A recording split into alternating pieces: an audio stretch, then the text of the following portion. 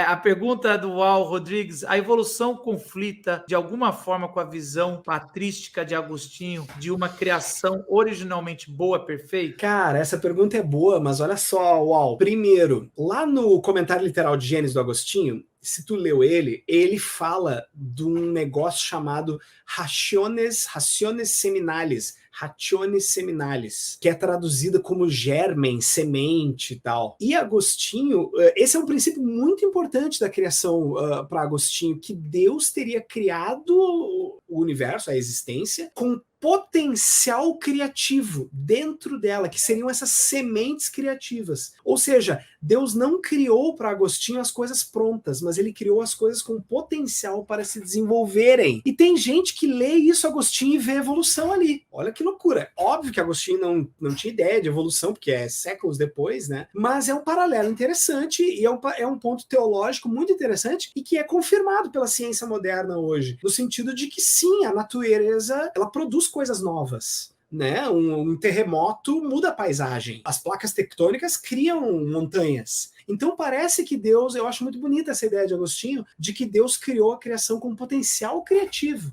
Né? Então, eu não diria que Agostinho via a criação. Pelo contrário, eu acho que a evolução ela pode ser traçada um paralelo da evolução com essa ideia de Agostinho. Agora, na tua pergunta também tu fala de uma criação boa barra perfeita. A gente tem que cuidar com isso, porque é muito comum a gente ouvir nas igrejas aí e mensagens por aí que a criação é perfeita, que Deus criou tudo perfeito. Essa palavra não está no texto bíblico. Deus viu que era bom e no final Deus viu que era muito bom, mas a palavra perfeito, calma lá. O que quer dizer isso? Como assim? Ah, tu tá falando do paraíso pré-queda.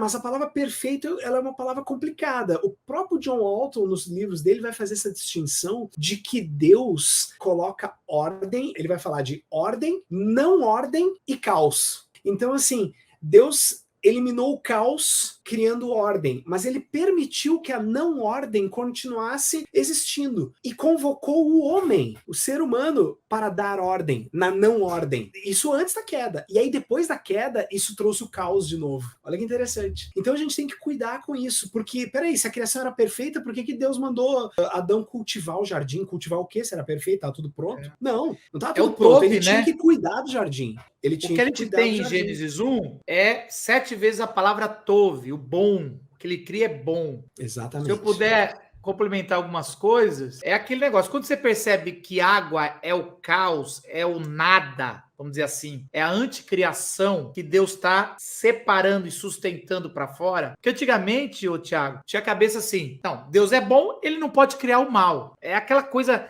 querer cabeça teológica para interpretar o texto. Então, no Éden não tem o mal, não tem a morte. A gente sabe que para você ter a planta, ao cultivar, a planta morre. Você come, você tem uma certa vida ali, você tem aquilo. Então, no Gênesis 1, ele afasta a água, o caos, mas está lá o tempo todo. Ele cria o templo, o monte sagrado, o jardim do Éden, que no grego é paraíso, que é para onde o ser humano vai passar eternamente se comer da árvore da vida. Mas nunca se afastou o mar. O mar só vai parar de existir em Apocalipse 22. Também, quando ele está na água, ele cria as bestas, né? Os monstros. Que lá em Jó, quando Deus está dando a bronca no Jó, falando, quem é você, moleque? Que time você jogou? Aonde está você na fila do pão? Você pode pegar as bestas. Aí ele vai usar Leviatã, ele usa outras figuras mitológicas. Você pode pegar e colocar numa coleira para sair. Ele fala literalmente isso. E aí, outra coisa, na segunda criação, que vai ficar para uma outra live, não é mais o mar. A metáfora que o autor usa é o deserto. Porque são as duas coisas. Água é vida. Alguém uma vez falou, Marcos, por que você está falando que água é antivida? Peraí, se você está no meio do mar, você morre de sede. Muita água ou um dilúvio é morte. Falta de água é morte, é deserto. Então a água tem que ser o tempo certo, que é o que Deus dá. Então, em Gênesis 2, capítulo 4, 5, 6, e mais no 6, ele fala que era um deserto e Deus faz brotar uma fonte de água viva, que algumas traduções traduziu como neblina, mas não é. Né? Ali é uma fonte que aí vai sair o rio, que depois ele vai dividir em 4 e os caras querem achar o Éden. A gente até e procuram o rio, Aí que a parada tá tá ali de novo. O deserto está antes da criação do homem. Ali não tinha planta, não tinha nada. Então, assim, existe... o caos sempre teve ali, Deus está controlando. Porque a pergunta não é isso. Deus pode criar o mal? Cara, não é. A parada não é essa pergunta certa.